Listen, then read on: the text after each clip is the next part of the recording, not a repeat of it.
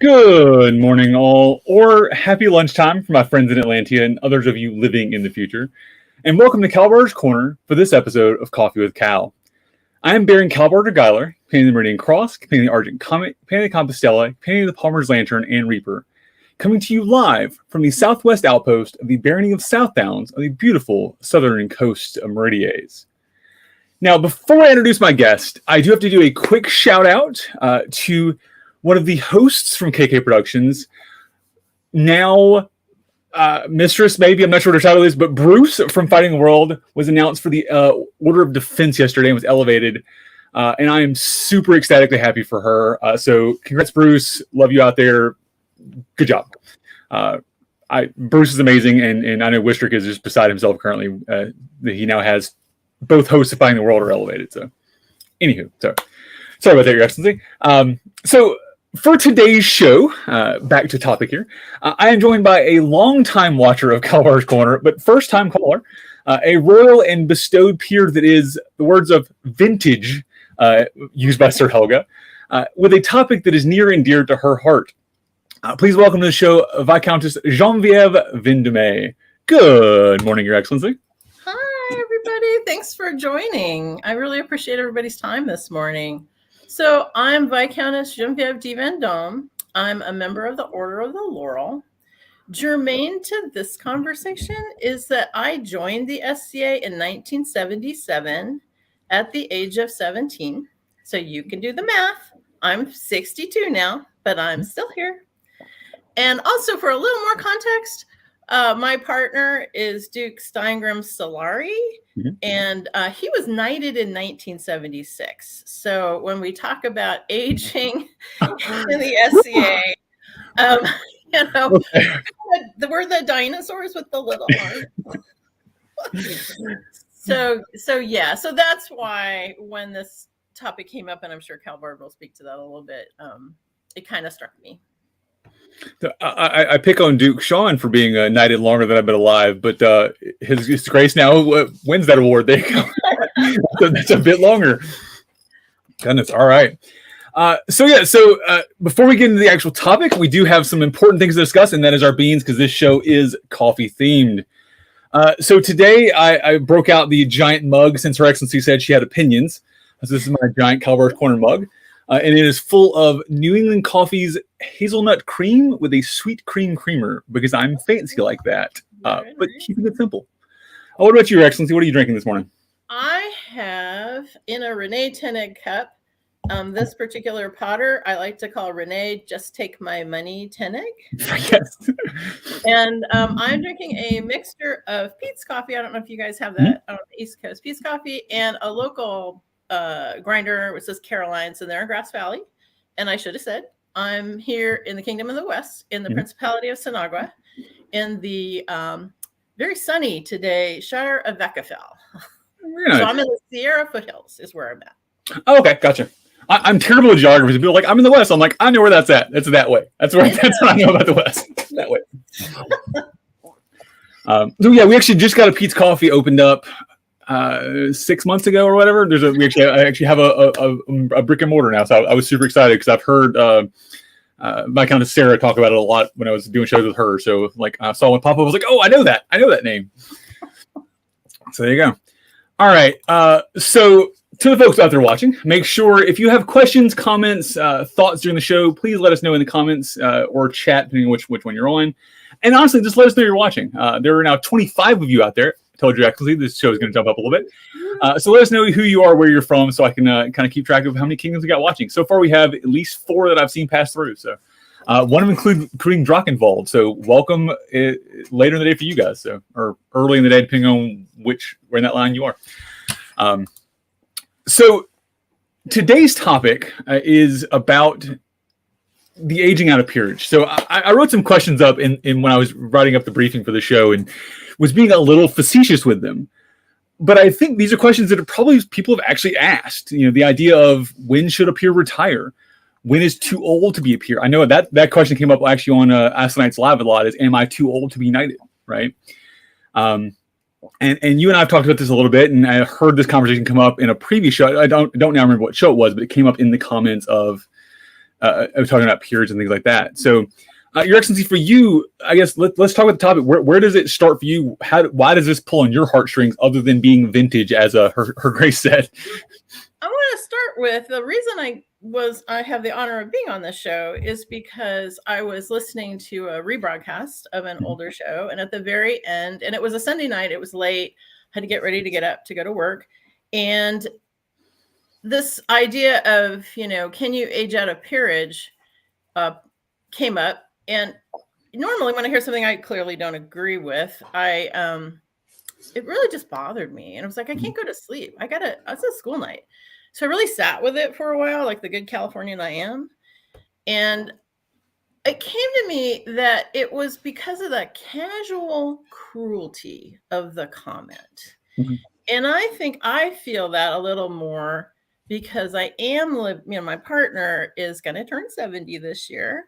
And, he's a Duke and a Knight and, Lion of Ontario and all this stuff. Laurel too, Laurel for armoring. Mm-hmm. And we have to see, when you're going to be 70, you're not fighting the same way you did. And to see that slip away. Right. And then also just to see it's becoming harder and harder for us to attend events because we are a camping kingdom. And honestly, it's just getting harder and harder for us to lug all the stuff, do all the stakes, and financially, right? You get older and finances become harder. So it just seemed cruel with, facing all of those new obstacles as we transition into this stage in our life and we still want to be active in the SCA, that this idea just seemed very cruel. But it wasn't the first time I'd ever heard it. Right. And I actually heard another, which I'm going to lump together with this, is the idea of having to regain your peerage, that there'd be a system in place where periodically you had to re-earn it. So I'm going to lump those together when I talk about this. And I don't know, Kal-bardr, if you want to talk a little bit, but let me just real quick. So I do want to, and I apologize on that thread as well. I want to sort of extend an apology to all the peers out there. I agree with what Her Excellency said, that the statement was made a little flippantly that day, and it was made in jest. It was made in part of a conversation. Like I said, I remember the conversation. I don't remember what we were talking about. But it was made a bit in jest, and I want to apologize if that was taken out of context or sort of as an insult. Whereas this show is not an official SCA show, none of these channels are. It is never my intention or our intention to be insulting to our populace or our audience. I do occasionally put up inflammatory topics on these shows on purpose. There's been a couple shows. This one is an example of where I've left the topic a little pointed on purpose. So we have these hard conversations, but I never intended to be insulting. So if somebody was insulted by it, I want to apologize for that. So please, Your Excellency, continue. So what I did was I had put up this post, and then Kal-bardr invited me to talk about this, and there were comments. There were some comments in there, but I asked in that post, I asked around when I would have dinner with friends or whatever, and I got some feedback. And my question was, this idea doesn't come out of anywhere. Where do you, how are you guys feeling? How are people feeling? And I got responses. I didn't get a ton of responses, but I got responses that I think can be characterized in two groups. One was a group which I'm going to call, well, let's not call it. It's that the standards of peerage keep rising, and that people feel that the ladder is being pulled up behind them. So there's that group of comments. And then there's another group of comments which were related to the insistence or propagation of procedures, plans, approaches that no longer are suitable for the current environment. And I'm also going to lump in there, I heard people say, in my group, we had an older peer, and every time somebody would bring up a new idea, they'd say, oh, well, we tried that in the past and it didn't work. Right. And in and of itself, I think when you just isolate the comment, we used to do it a certain way. In and of itself, in isolation, that's not a bad comment. That's potentially offering one of many possible solutions, right? Where it becomes a problem is where you insist on it and it doesn't answer the mail. And I actually had a friend tell me that they are now a Pelican. They had an experience where they were told to do a certain thing a certain way, which used to be the old standard operating procedure to do that thing. They did it. They got in trouble because it was wrong. Right. And then they had to apologize and redo it. So they were actively harmed by someone insisting on our old process. So I think those are the two groups, I think, of reasons why people might think this. And on Kal-bardr, I can pitch it back to you, or I can continue on with providing a little context. Yeah, so I think let's tackle one or the other. So for me, the first one is a thing, right? I think that's the one I've heard more when discussing the topic, right? The idea of sort of re-earning the peerage. Actually, when I brought it up yesterday, I was sort of doing some prep with Runa, and she brought that up, like the idea of like a driving test when you're over 60 or whatever. You sort of have to take a driving test every few years. And on its face value, it sort of makes sense because as people age, things change. So you sort of have to re-earn that, right? The idea clicked to me. But then I'm like, yeah, but we don't want to lose the experience of those and things like that. So there's definitely a balance you have to maintain with that. And I can see where, again, speaking as a much younger person, I am literally half your age, and a non-peer, it's a lot. So I have a different perspective on it.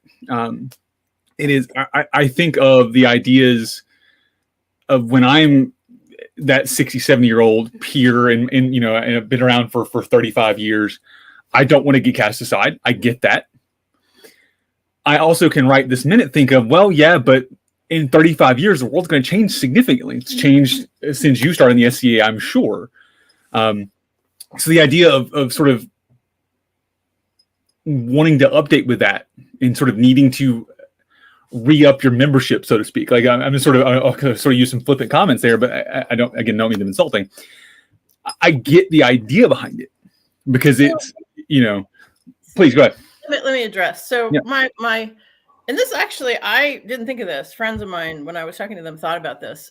If you got your PhD in physics in 1976, nobody's making you get a new PhD, right? Any kind of degree. The science marches on. And I think what's really important here, and this is kind of my key argument against this particular idea, is people should be recognized for the work that they did at the time. Correct. And I can give you a real easy example is to say, like, let's say you have a pelican. And remember, the SCA has been around for 56 years. 56 years. A lot can happen.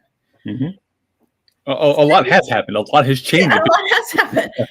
So let's say you have somebody who joins the SCA at age 20.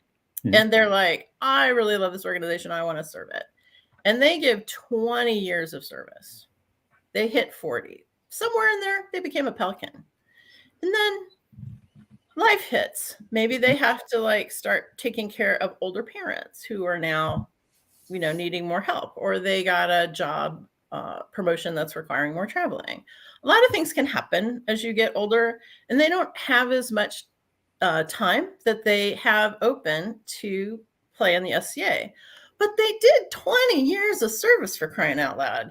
They should be recognized for that work. And I think our idealism in the SCA, I think a lot of reasons that we're in the SCA is because of idealism and this kind of rejection of the "what have you done for me lately" mindset, right? I think when you drill down into what that idealism is, that can branch off for different people. But I think treat others as you yourself wish to be treated is kind of a core that I'm hoping we can all agree on, right? So I think, yeah. I agree with the idea that people, and I'm going to be a little devil's advocate here for just a second, so we can play in two parts of this, because I agree with most of what we're talking about here. So I think the idea that we should, once you receive an award, right? I want to separate something here a little bit: the award and the membership.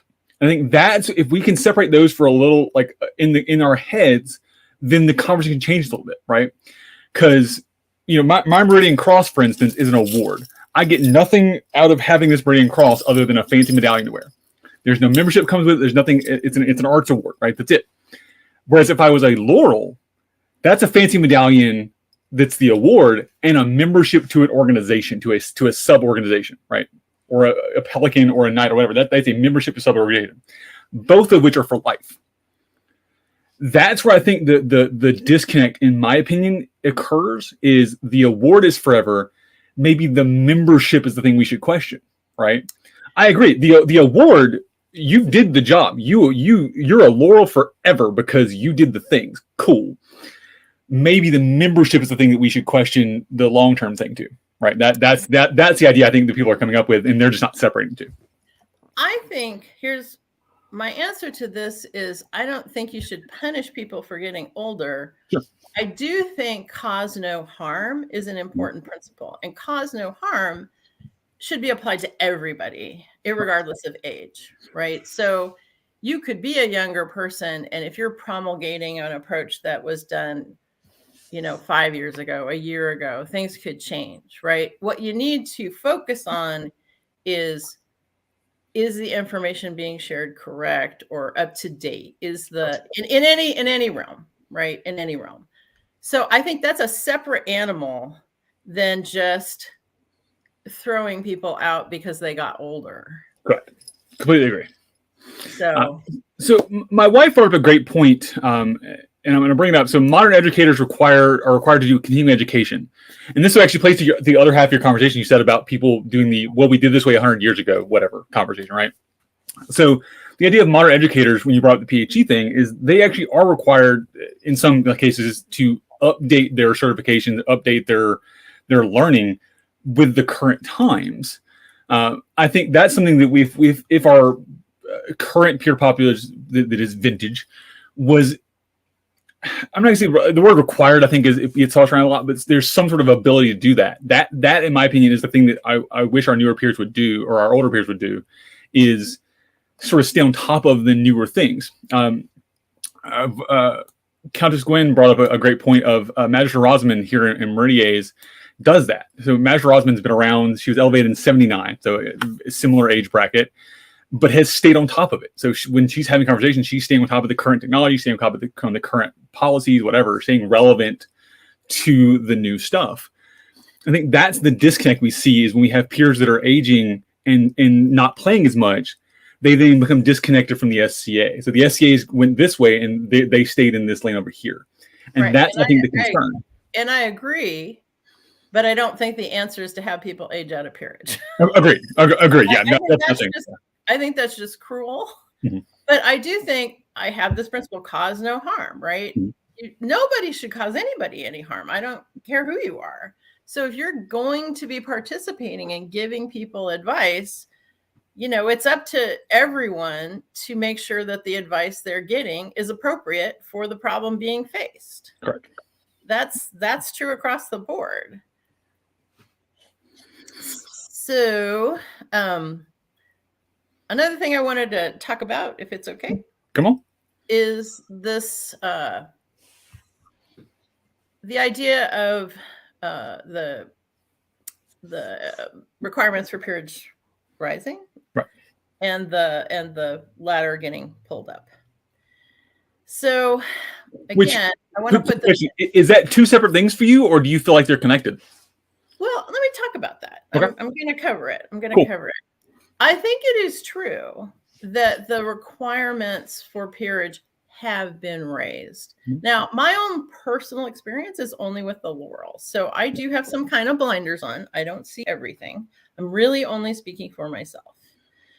But again, been around for 56 years. For 30 of those years, access to the internet was not widely available.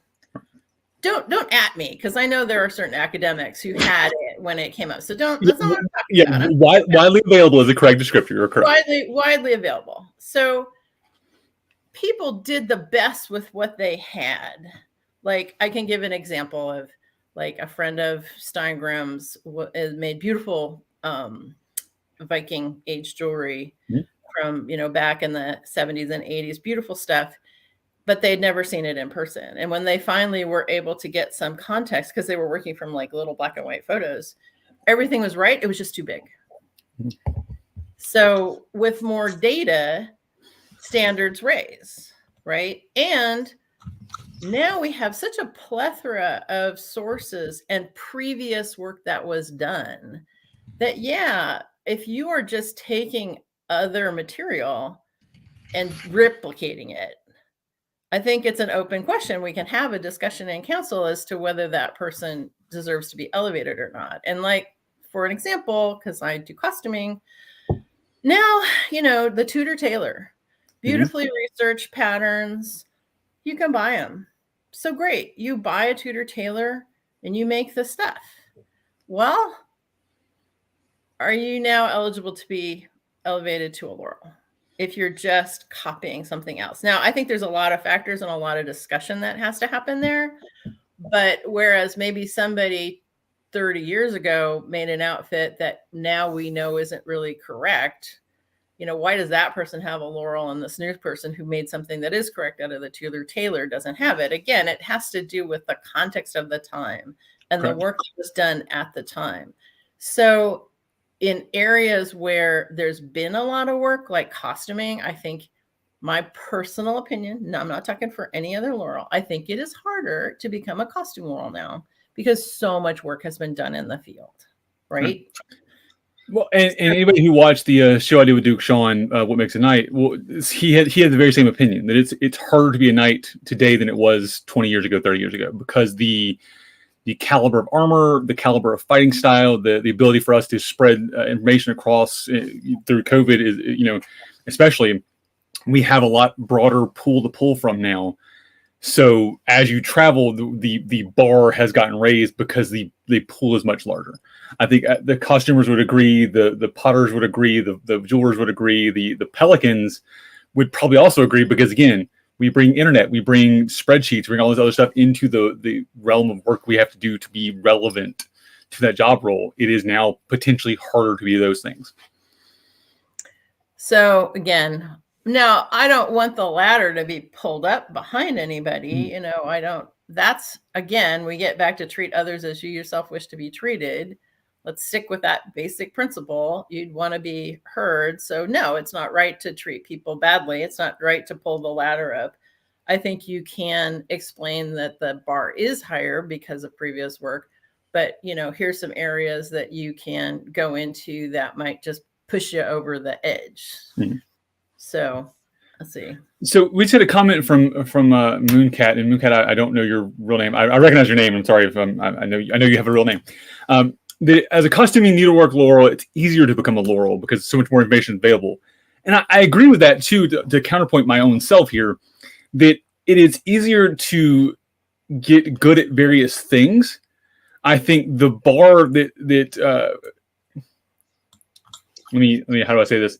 The bar is raised, but I think that bar may be easier to get to because of the information we have available if you're good at that thing. So someone who isn't as good at using the internet is going to have a harder time. Whereas, like, if I took myself and went back 30 years with my current information set, it would be harder for me to become a Laurel previously because I may not be as good at using encyclopedias, or that I want to Google things, right? I think that may be the difference there. Is the bar is not necessarily higher or lower. It's different to achieve depending on, again, your age bracket and your ability to adapt to those things. And that may be the thing we're looking at there. Yeah, and I think that comment is interesting because it's not my experience. Like, it's completely 180 right. from. And again, I'm 2 points there. Yeah, West. I haven't gone a lot of different places. I've been up and down the West Coast, right? So yeah, I'm sure there are other places that it's a little different, but that wide availability means that, okay, everybody can get to hear what punch you up in our area. It's like, okay, well, what would punch you up to being a Laurel? So it's 180 degrees different than Moon's experience.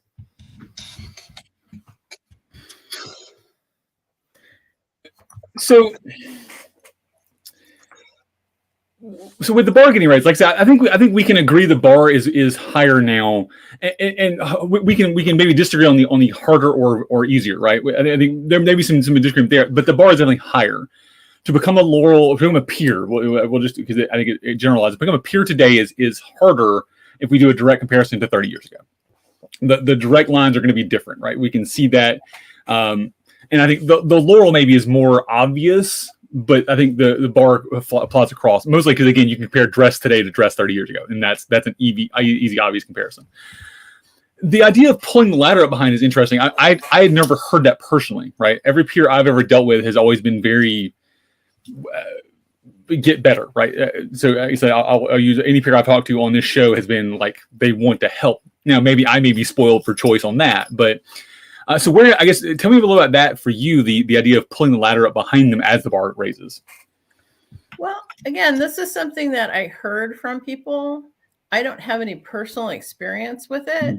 And I honestly don't know 100. Maybe people in the comments can chime in about that, because the person that wrote that, I'm not sure she gave an example. I know she's been doing a ton of work in her field, and I know that, but maybe somebody in the comments could. And the only thing I can relate it back to is this idea of, well, this person, achieved this peerage X years ago, and now the standard's been raised. So why, did the perception might be the ladder got pulled up because, hey, I did exactly that and I didn't get a peerage. Well, it's because more information, or you had a pattern and you didn't have to make your own pattern, or whatever it was, right? Yeah. And yeah, I think that maybe that's a Laurel thing specific too, because I don't know that I've heard that in other paths. I get it in the fact that Laurel started years ago. We're creating work from scratch essentially because you didn't have the context. Today we're doing a lot. Our research, I'll say my personal research has been a lot of just copying. I'm pulling information that already exists, compiling it into a spreadsheet or into a Word doc, and then regurgitating it. Essentially, I'm not doing any really new work, right? So that may be the difference. Is my work is just sort of re-synthesizing what's already there, not creating new. It may be more accurate. My work today is more accurate than it would have been 30 years ago because I've gotten more available to me, right? So I think that's the difference there. That's interesting because that may be specific to the Laurel. I'm curious if we have any Marshall folks out in the comments there. Have you heard of that before? Because I'm really curious if a Marshall aspect of that. Because I think that our sport changes so frequently and has changed so much, and we have a sort of direct, obvious who won the day thing on that one. So it's a little easier to see who wins, right? Whereas in the Laurel, comparing literally apples to oranges is a lot harder. I want to go on a little bit of a tangent here because again, I sort of live with this. Mm-hmm. I wonder, and I put this out and I didn't really hear any feedback, but I wonder if you're a young fighter and you go out and you see Duke Sluggo is out there and he's a Duke, but you can beat him because he's 70 years old. Right. Why I could see a scenario where that would be really frustrating. Right.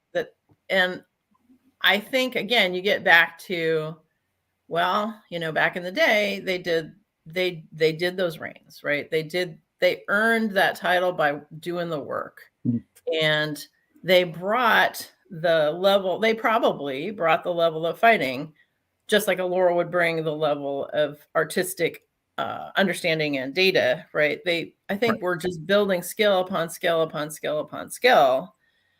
And I think I talked to a very well-known Duke once about, well, how are you doing? Old friends, right? How are you doing?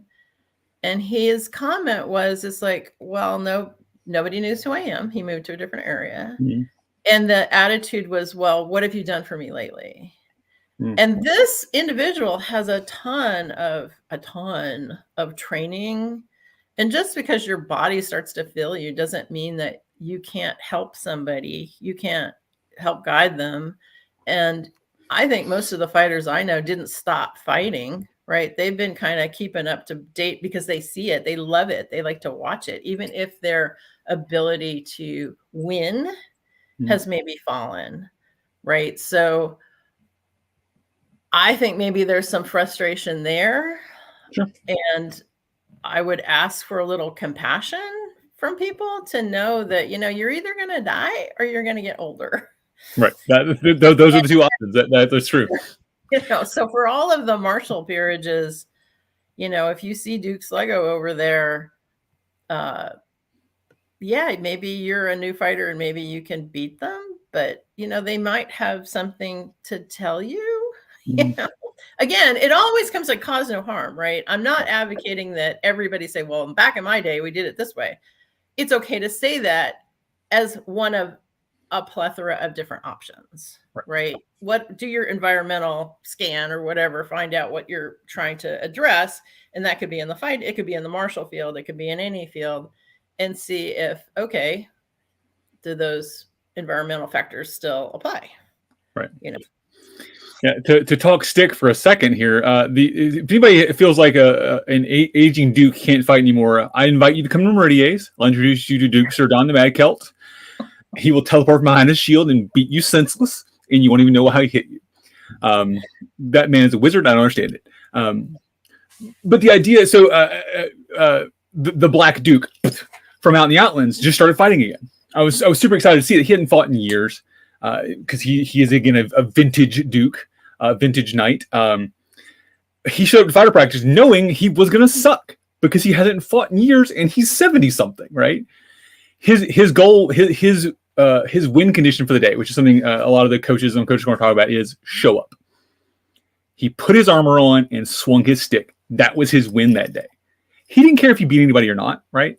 And he didn't care if he beat him because he knew he was going to lose because he's been fighting in years. I think that's the important part, as for somebody who is like that, who's been out of the game for a while, whether they be Laurel, a Knight, or Pelican, or whatever, is show up and participate, right?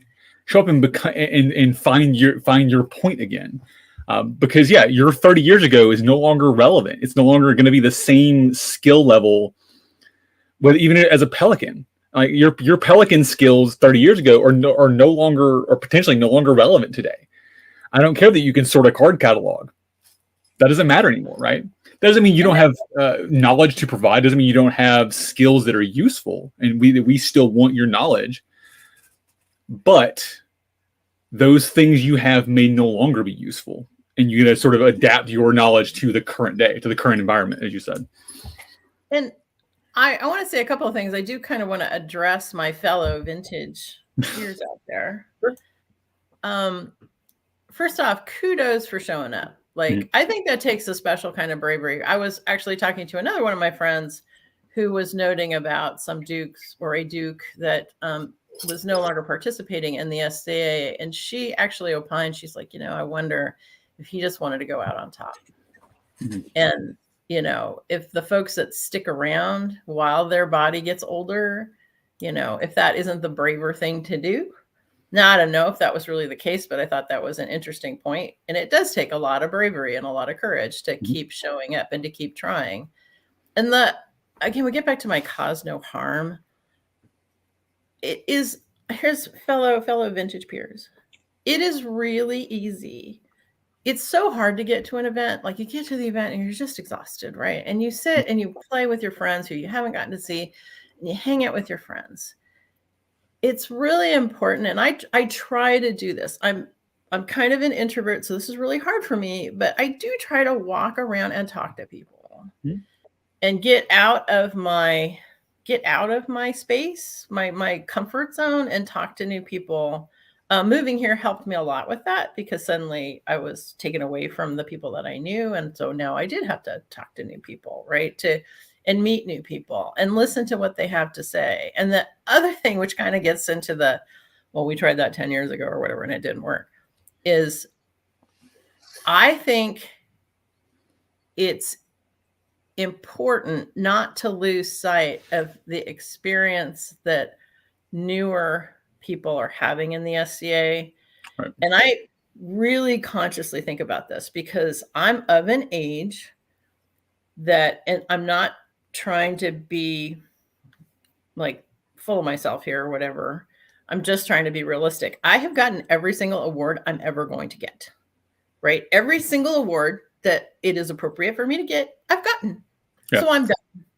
So it's super easy for me to say, well, why are you so worried about getting your Pelican? That a cup of coffee will get you that, and $5 will get you a cup of coffee at Starbucks. It's really easy for me to say that, right? But I need to say, no, don't say those. That's a stupid thing to say. Try to imagine what it was like back. I got my Laurel in 1987. Okay. It's been a while. So try to remember what it's like for people who are newer facing these higher standards, and talk to people. Don't assume they want a peerage. I think that's another thing. Like, don't put people off by, we're a big tent. People can do whatever they want. If they want to have fantasy elf fairs, go you, do what brings you joy. Well, that's not period. Well, maybe they don't care. Maybe that's not why they're in this organization.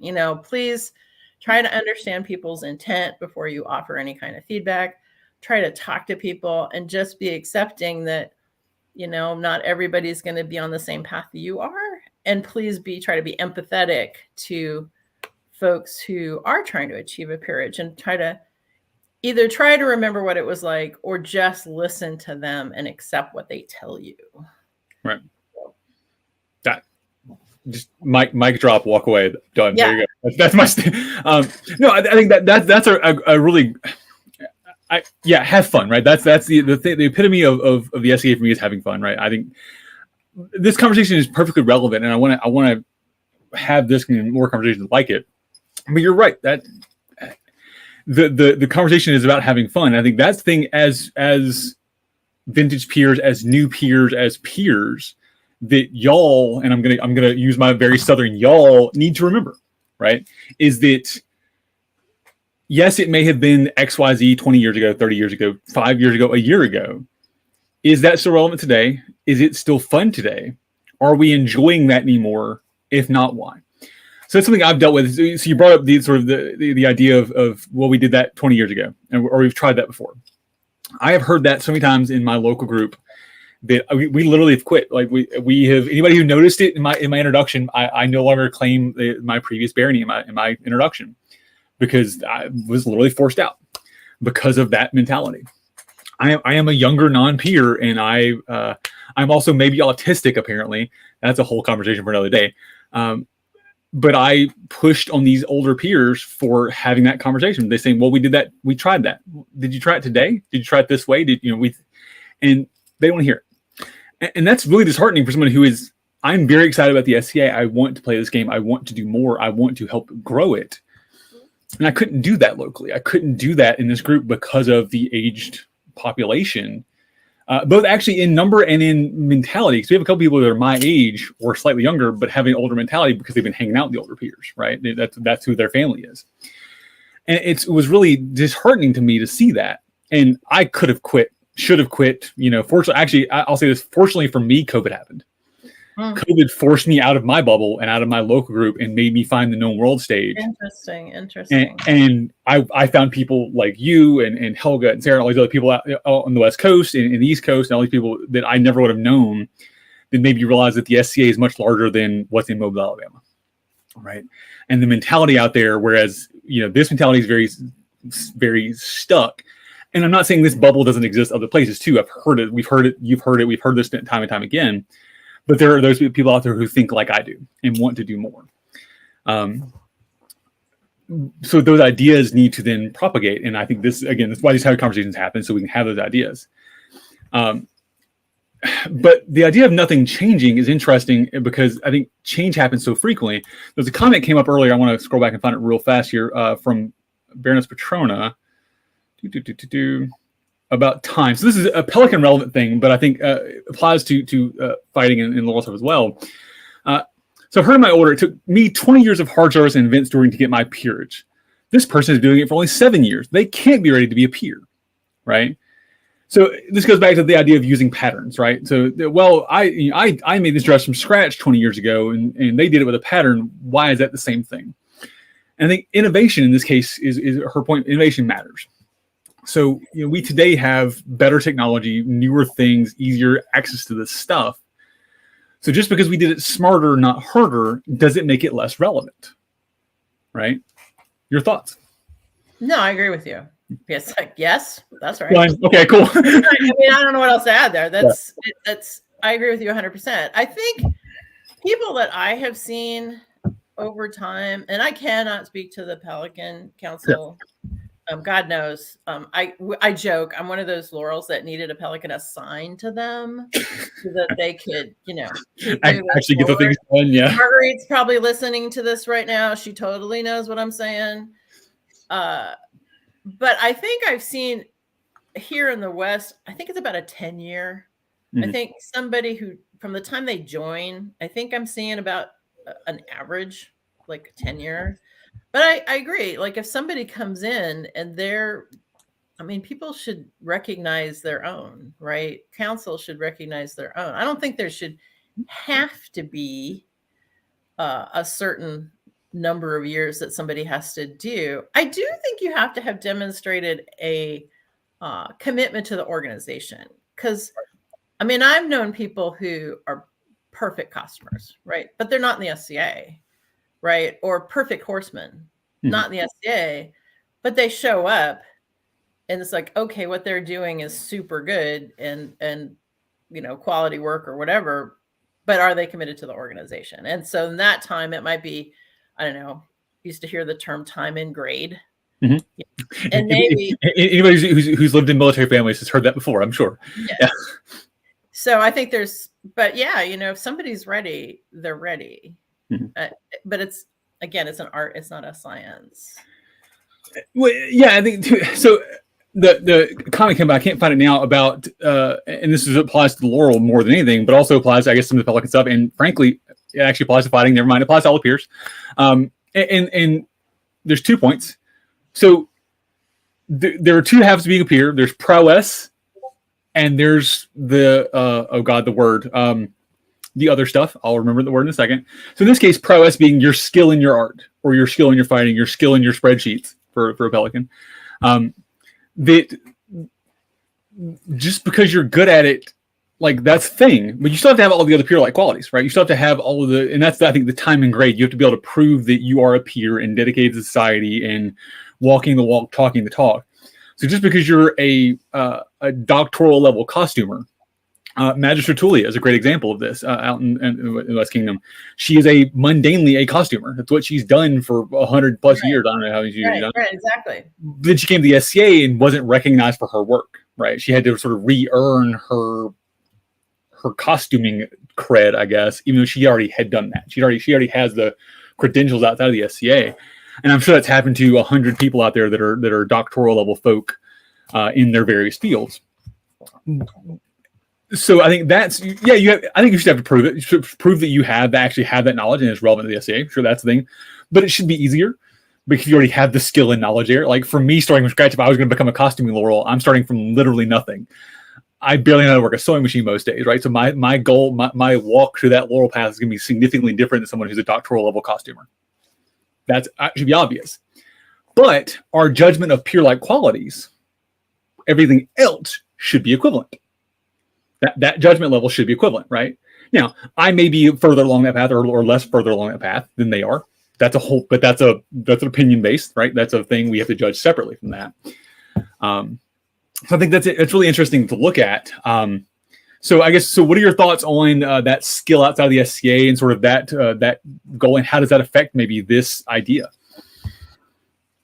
I don't know if I have much more to say than that. Again, I think I would be repeating myself to say, yeah, it's perfectly good. If you can bring a skill into the SCA that you already have, then thank you. Thank you. But, we're not going to hand a peerage to you right away, right? We want to show that you're contributing to the organization, right? And that may take a little bit of time. I did want to circle back to an earlier topic, if I may.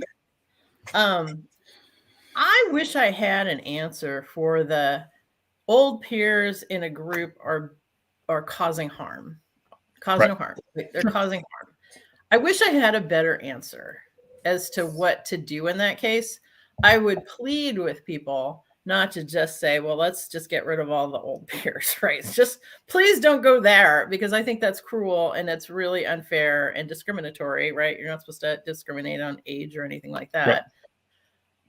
I can share my experience, but I'm going to caveat it with I'm in the West and I spent most of my life in the Mist, which is a very population dense area.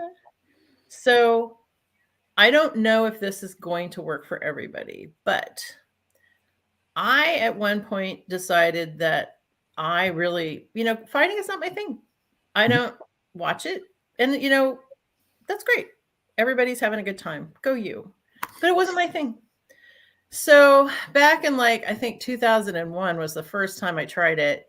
I was like, well, I'm really into the 16th century right now. I'm going to call it a salon because I don't have a better name. I'm going to have a side party in the daytime. And I'm going to have flyers and bibliographies and games. And, I'm going to do stuff that's 16th century. I'm going to ask people to bring contributions for food. And I did this several times. I did this a number of times at events to try to offer an alternative to, hey, if you have an interest and you want to see something happen, you can do it. Mm-hmm. There's nobody said no. I didn't, have to. So if you're interested in doing something, at least in my area, I was free to do it. Right. So that's the only answer I can think. It's just to if you have an idea and people say, well, you can't do that. I think, there are limits on this, but if you can, go do it anyway. Right. Yeah. I think with and that might be easier from the Laurel side because we have salons a lot here in Meridia's. It's a thing where I'm just going to teach an all binding this week and I'm just going to hang out and we're going to have a fiber arts thing, right? And they just set up their tent and sit there and knit, crochet, whatever for an hour. And that's awesome. I think that works for Laurel stuff. I think it also works for fighting stuff. You could have I'm going to have a fighting class. I'm going to have some pickups. I'm going to have we have those options outside of the main tournament to do that. That's an easy thing. I think that may be less easy for the Pelican folk, for the service folk, because how do you have I guess you can have a potty crap 101 class arbitrarily on a Saturday morning. Sure. I guess you could do that as a salon, but I think it may be a little harder. I think the topics are a little more specific. Or you can help or create an event that you'd like to see. True. And maybe because it's very hard to get on the calendar, it's an event within an event, I do like nobody told me no. Hi, Sylvie. Nobody told me no. I admittedly, as a young non-peer, I've said that a lot. When somebody told me I couldn't do it, so I've done that a lot in role-playing games, things. I mean, the rules don't say I can't do it, so that will get you in trouble sometimes. For the advice for the non-peers out there, that will get you in trouble on your path. To be careful with that. Those who've achieved their peerage can get away with that a lot easier. I keep my peer around for that very reason. It's I deflect to her when I get yelled at for those things. That's what she does for me, and I love her for that. She's my bit of my bodyguard on those things. So, I had a thought and then I just lost it.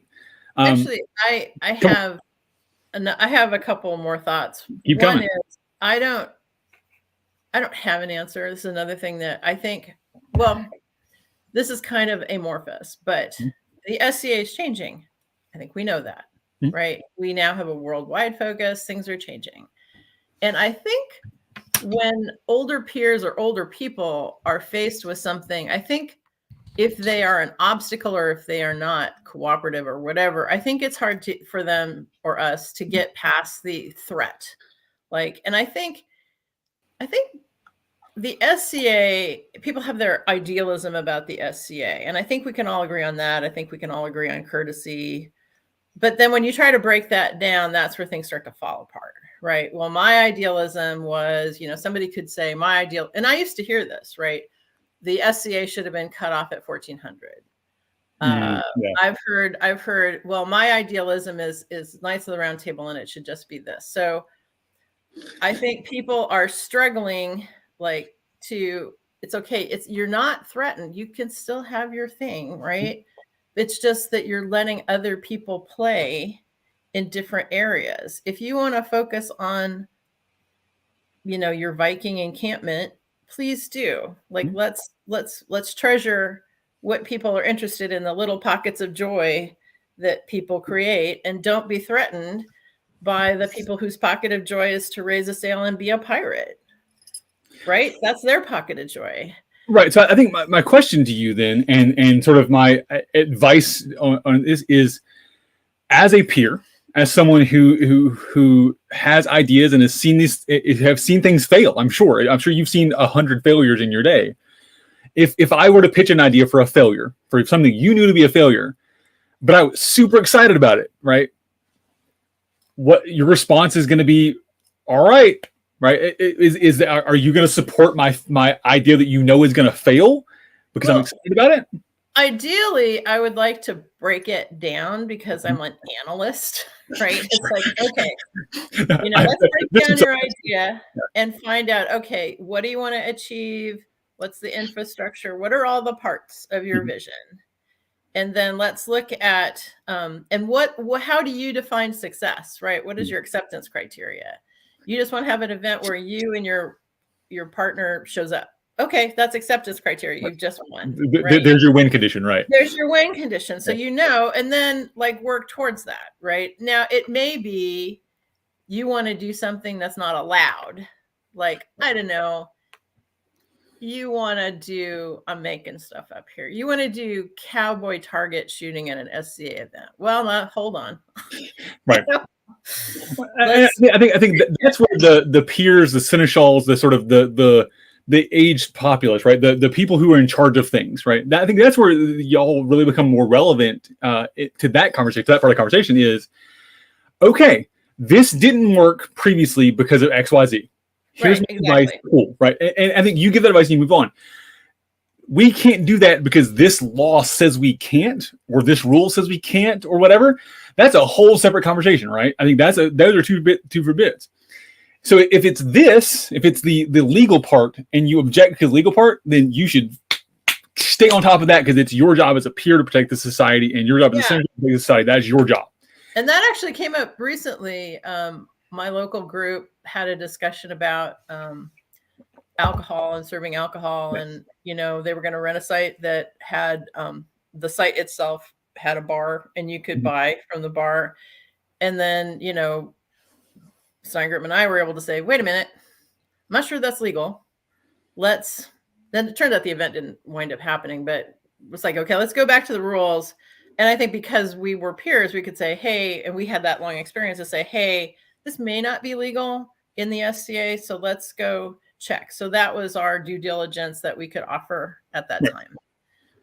Which I think is perfectly relevant. I think that your job in protecting the society, protecting the organization from a role play perspective. Like there's the whole SCA Incorporated bod separation thing that's a whole different conversation. But I think that's your job, is to protect the society, make sure we're following our rules, both our rules and the mundane rules, to not get in trouble, because we want to keep the society around, and we can't play dress up if we lose the thing we've got. Right.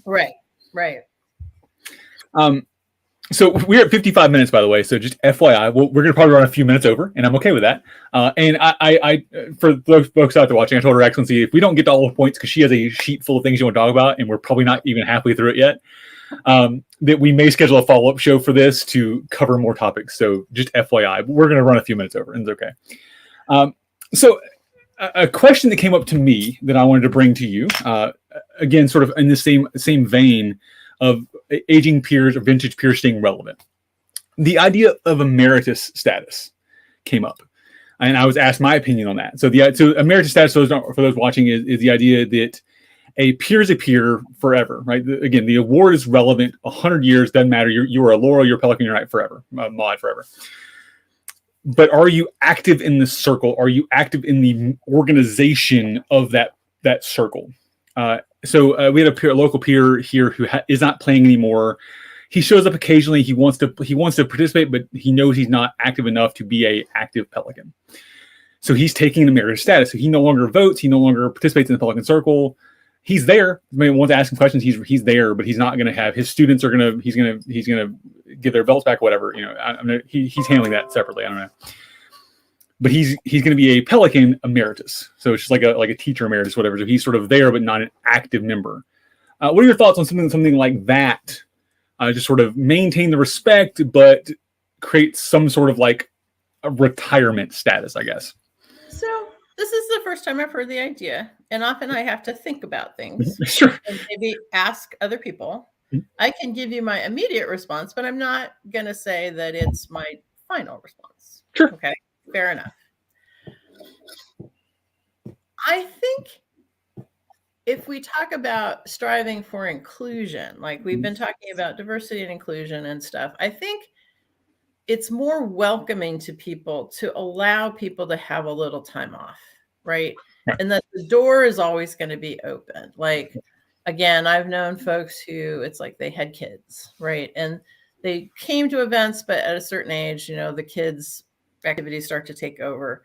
But the door is always open for them to come back. And my gut reaction to the emeritus status is like, well, you may come back. What constitutes active and not active? Like if you're a Duke and you can still see fighting and you're still watching fighting, the mechanics, you may still be able to come back to a fight practice and offer some support. Sure. I don't see the need for an emeritus status. I think that's a personal choice. You can take yourself out and say, but and the other gut feel about it being a personal choice versus an official thing is, wow, that would be rough to track. Sure. Yeah. I think you can do whatever you want personally, but I think that would be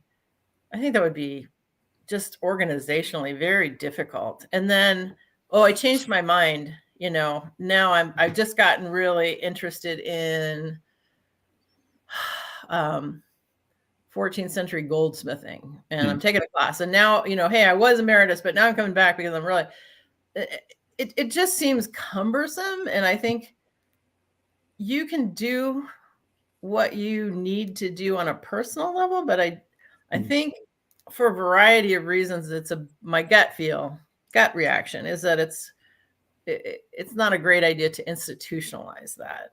Sure. Oh, I agree. And let me be clear. I asked the question because it was asked to me, so I'm pitching it out there because I've seen a couple comments about it. Yeah. So the idea is the emeritus status is that person's personal choice. It is not an official status within the SCA or within their circle, whatever.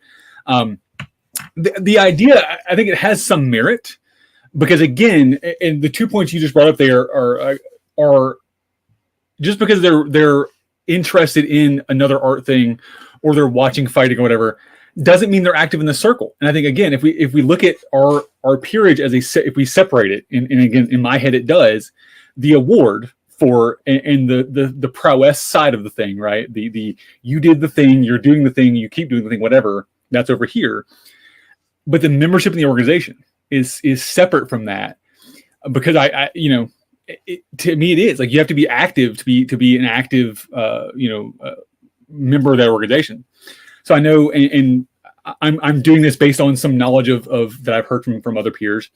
So if they have a new candidate in the night circle or whatever that's being brought up to be voted on, and you're not at that meeting at that event, you don't get to vote.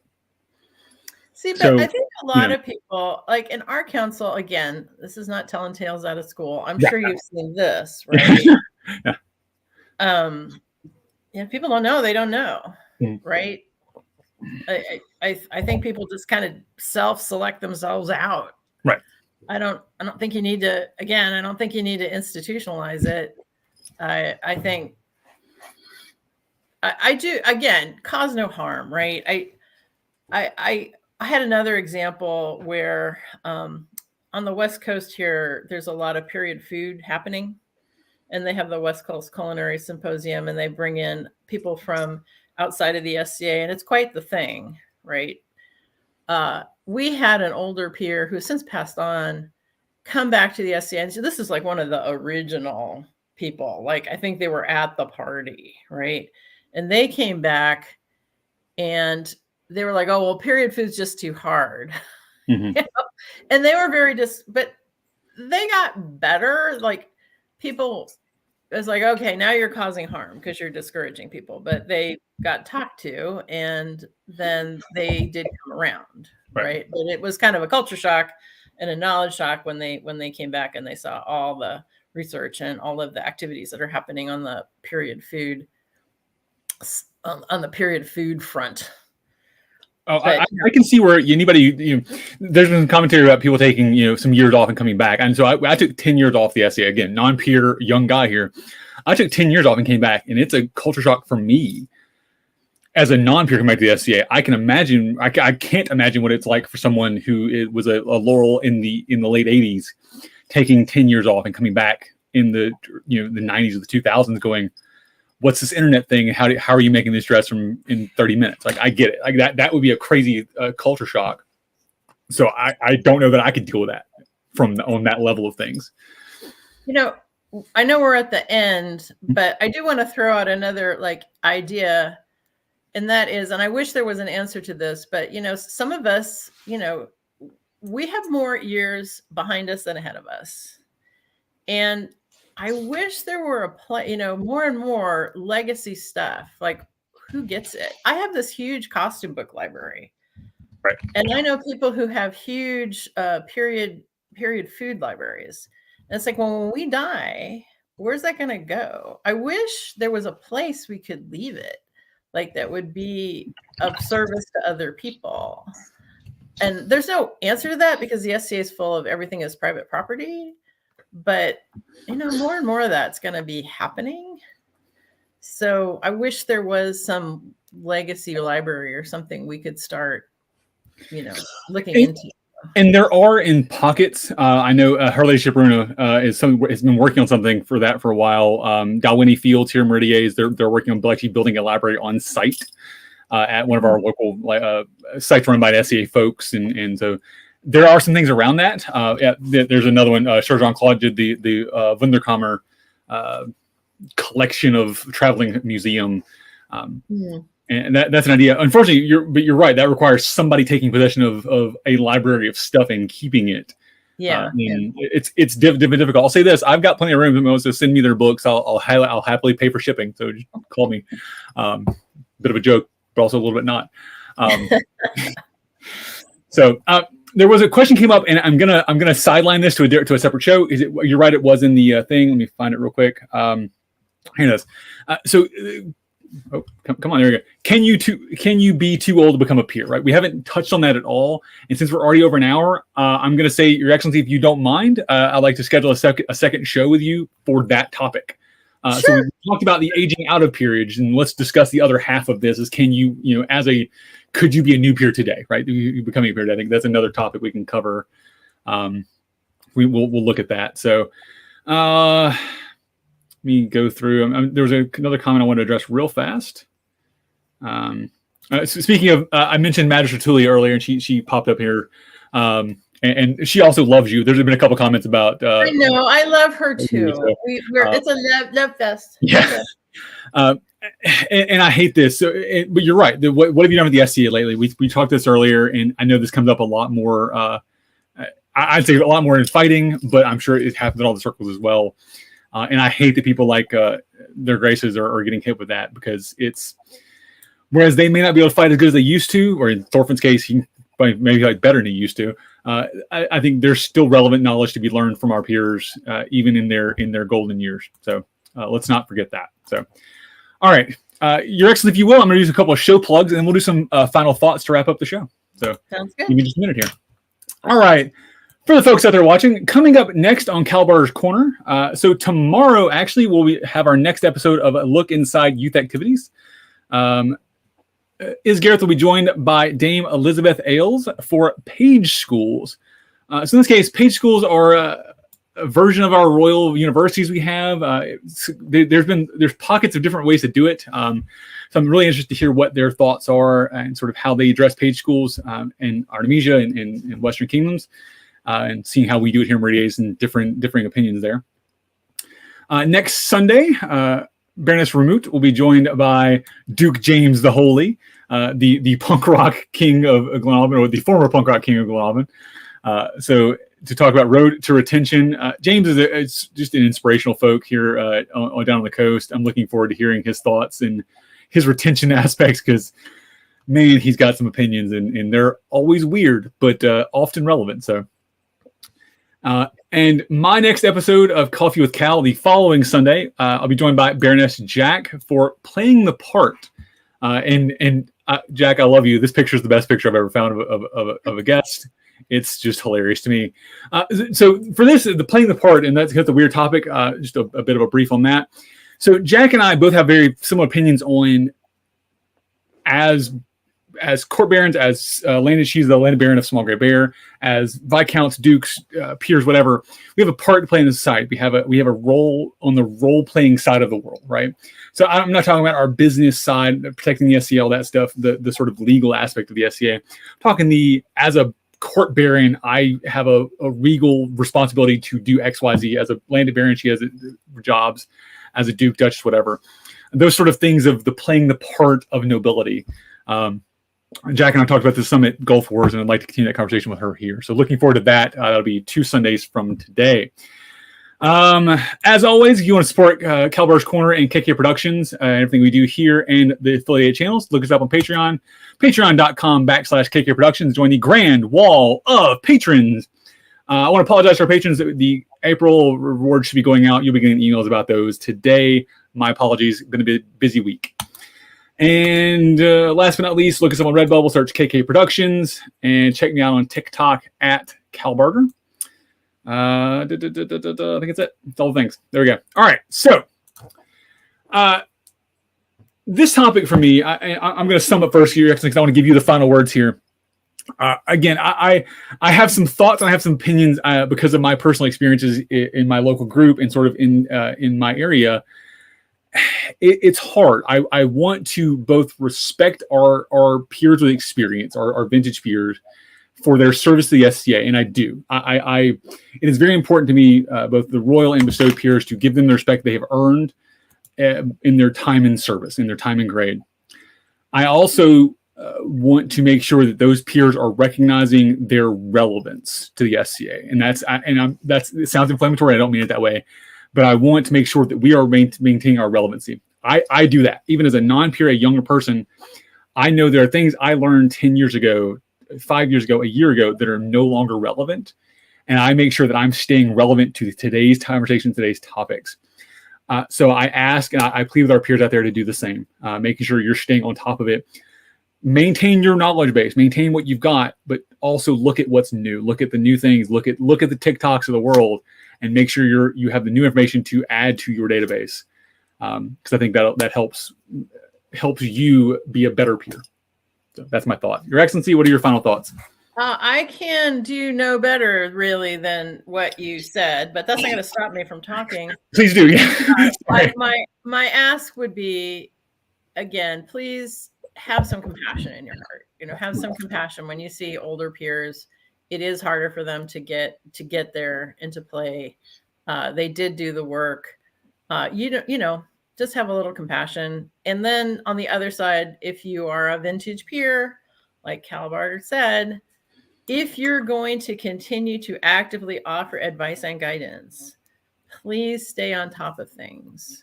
Please, stay on top of procedures, know what the laws are in your local area.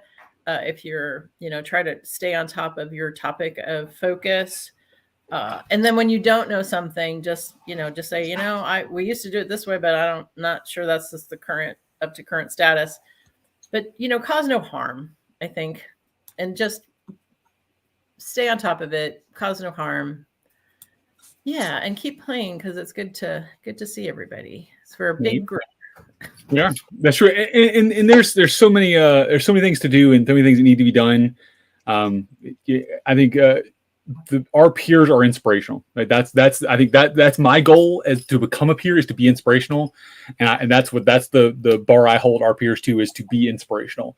And if you do that in whatever your thing is, I think that's where you can do your best. So, Your Excellency, I want to thank you for first of all being brave about this. so much. Thank you so much for giving me the time today. I really appreciate it. And I really appreciate everybody's time out there. Of course, thank you. And like I said, we'll talk about a follow-up show because I think there's so much more we can talk about, and we'll see what you have left on your page. But for now, folks, that is an empty mug, and I want to thank all of you out there for watching.